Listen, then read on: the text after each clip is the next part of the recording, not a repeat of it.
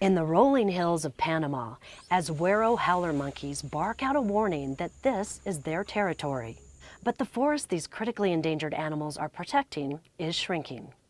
The tropical dry forest once covered much of the Azuero Peninsula, but now this patch near the tip is part of the only 8% that still remains. You can see a teak plantation off in the distance where the trees are fairly uniform. You can see large burns of pasture.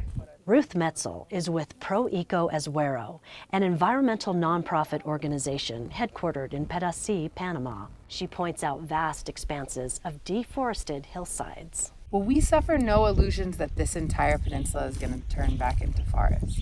But we do feel that it's important to conserve some strategic patches of forest along waterways, connecting the existing forests. Cattle ranching has been an important way of life here for generations. Fire is used to push back the forest, but a growing number of ranchers believe rangeland and the forest can coexist.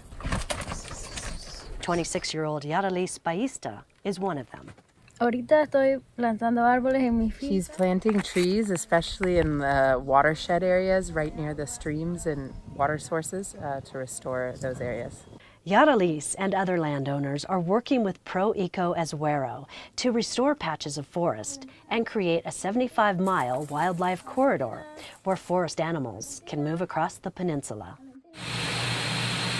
Restoration efforts are designed to help preserve the local culture as well, as artisans rely on wood and other forest products for their livelihood. So this is our tree nursery, mostly native species. We have corotu, we have níspero, caimito, which we use to reforest out on the field. Meanwhile, in Flagstaff, the Northern Arizona University School of Forestry is studying 21 different kinds of trees from Panama's tropical dry forest.